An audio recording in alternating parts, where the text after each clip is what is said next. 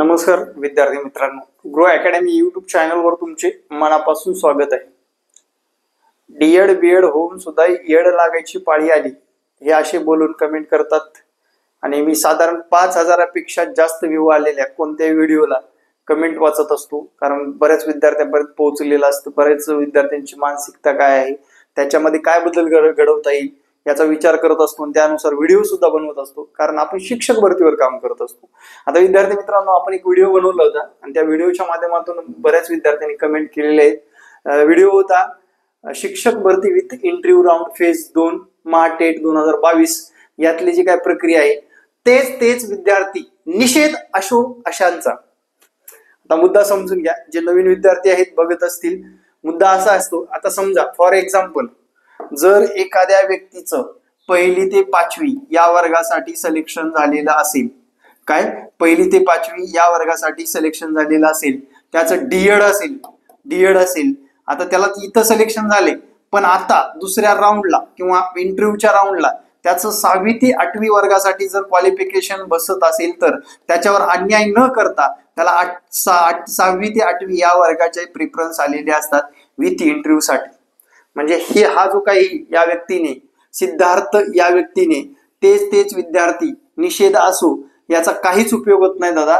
याच्यामध्ये लक्षात घे, त्याचं क्वालिफिकेशन आणि त्याचे मार्क बसत असल्यामुळे त्याला वरला वर्ग मिळत असतो, त्याला 1ली ते 5वी डबल मिळत नसतं। त्यामुळे इथं कुठलंही तथ्य नाही, तुमच्या कमेंट मध्ये लक्षात घ्या।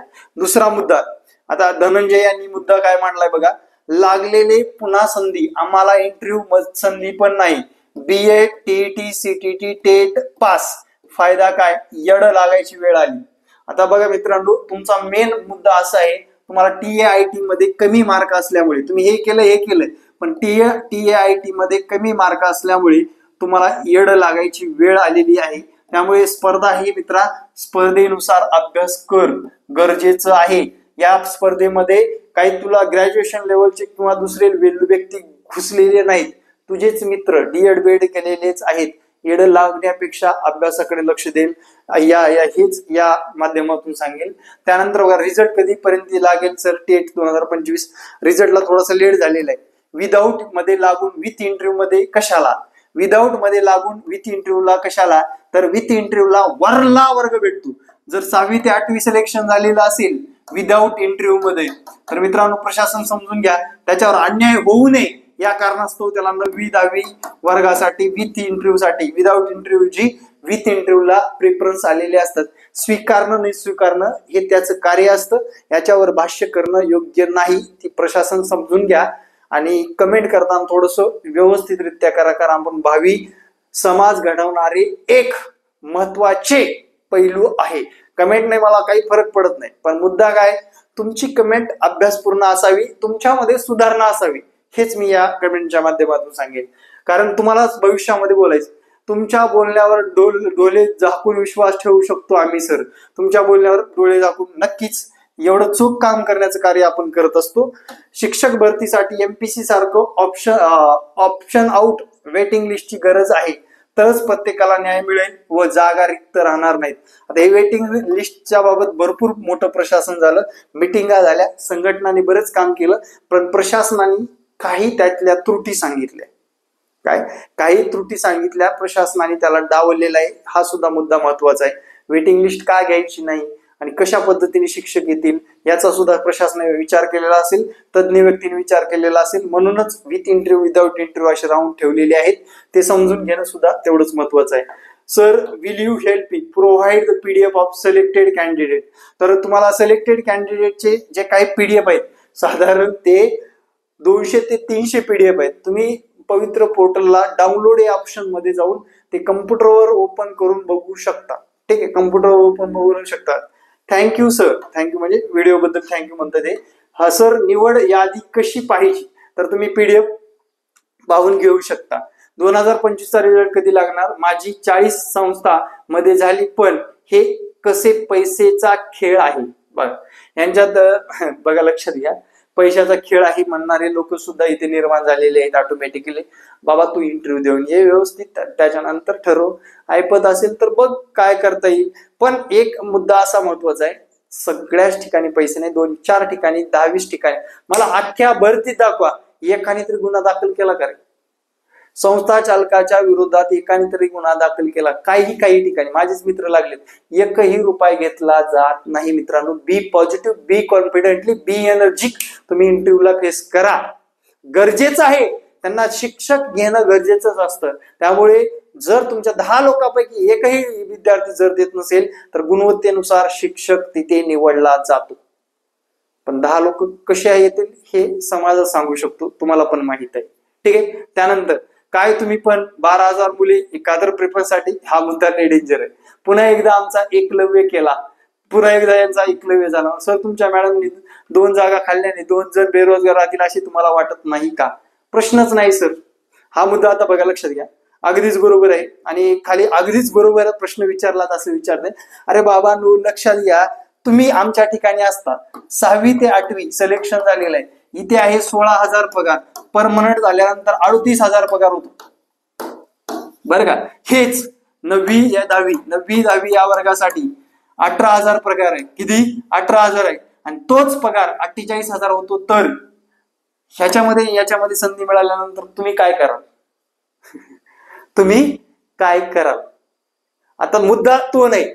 मला माहित होतं का रे, 6वी 8वी सिलेक्शन होणार आहे, विथ इंटरव्ह्यू होणार आहे का विदाऊट इंटरव्ह्यू होणार आहे? आलं का लक्षात? जेव्हा प्रिफरन्स देत असताना मला माहित होतं का की विदाऊट इंटरव्ह्यू होणार आहे का विथ इंटरव्ह्यू होणार आहे? अरे याचा विचार करा ना बारकाईने थोडस.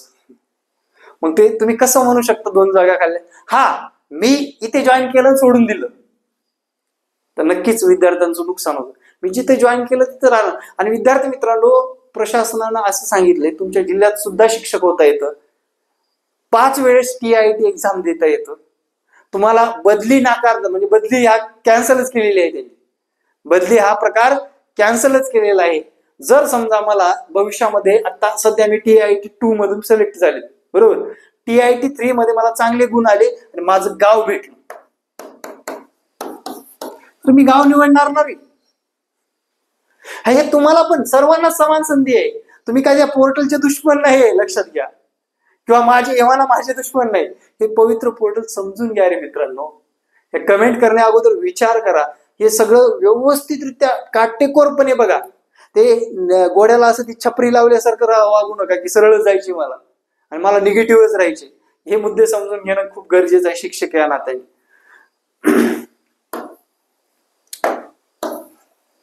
1100 स्कूल प्रिफरन्स, पण स्कूल सुद्धा इंटरव्ह्यूला आला नाही, एकही स्कूल आला नाही. सर्व डीएड बीएड धारकाने डीएड अँड बीएड स्कूल बंद करून टाकण्याची मागणी व मोर्चा काढावा. अगोदरचे डीएड व बीएड धारक लागले नाही आणि दरवर्षी लाखोची भर यामध्ये पडत जात आहे. शिक्षण क्षेत्र झेंडेकर आहेत ना, झेंडेकर साहेब, शिक्षण क्षेत्र बंद करता येत नसतं. आता तुम्ही कोणत्या एज मध्ये आहात, तुमचं क्वालिफिकेशन काय आहे, आणि डीएड बीएड जर बंद झालं तर प्रशासनामध्ये काही ग्रॅज्युएशन लेवलचे लोक येऊन शिकवतील का, ज्यांना अध्ययन पद्धतीचं ज्ञानच नाही? ऑलरेडी घरी बसून डीएड बीएड करण्याची संख्या वाढलेली आहे. फुकटच्या डिग्र्या मिळवायचं. अरे स्पर्धेच्या युगामध्ये थोडासा विचारपूर्वक आपण अभ्यासाकडे लक्ष द्यावं, तरच सिलेक्ट व्हाल, नसता होणार नाही, हेच म्हणेन मी. आता बघा ह्यांचा मुद्दा काय, आम्ही प्रत्येक वेळी 1,000 रुपये भरतो, उपकार करत नाही, फॉर्म भरून एक्झाम देतो, पण आम्हाला रिझल्ट आणि सिलेक्ट झालो की नाही हे स्वतः बघावे लागते. मग एवढे पैसे का घेता? जॉब तर नाही, फक्त एक्झाम द्या आणि वाढ बघत बसा. आता जॉब अवेलेबल आहे, 21,000 पदसंख्या त्यांनी भरलेली आहे. इंटरव्ह्यूच्या माध्यमातून प्रशासनाने 21,000 पदसंख्येचं वित्त विभागाने पत्र दिले. जॉब अवेलेबल नाही असं म्हणता येणार नाही मॅडम. आणि विशेष म्हणजे मॅडमच आहेत, गौरी यादव या मॅडम आहेत. 1,000 रुपये भरता, स्पर्धा परीक्षेमध्ये येता, आणि उद्या जर नोकरी लागली यदा कदाचित तुम्हाला, तर प्रशासनाला काय करता? प्रशासनाला पैसे देता का? हे नको मला पगार अर्धाच बस झाला असं म्हणतो का? हे निगेटिव्ह लोकांपासून सावधान मित्रांनो. ठीक आहे. एक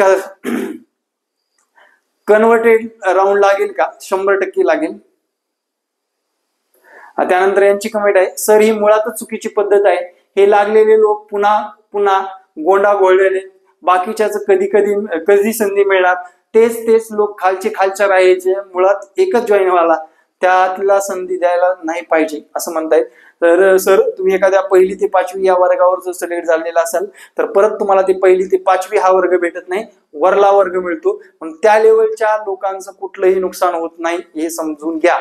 त्यामुळे आता मी सगळं काही असं वेगळंच बोलतोय, तुमच्या मनामध्ये वेगळंच आहे असं वाटत असेल तुम्हाला, पण विद्यार्थी मित्रांनो हे समजून चला रे, गरज आहे. ठीक आहे, मी कुठेही जॉब करायला तयार आहे, चांगली गोष्ट आहे. नक्कीच तुम्हाला TIT संधी देईल. कोल्हापूरला जा, नका जागा वाढू. नक्कीच आपण कोल्हापूरला जाणार आहे. पुन्हा तेच तेच लोक आहेत का? नाही, अजिबात नाही. लागून परत येता का? देता येतं. कट ऑफ कुठे मिळेल? कट ऑफ वेबसाईटवर. सर कोल्हापूरची लिस्ट टाका, टेलिग्रामवर जावा.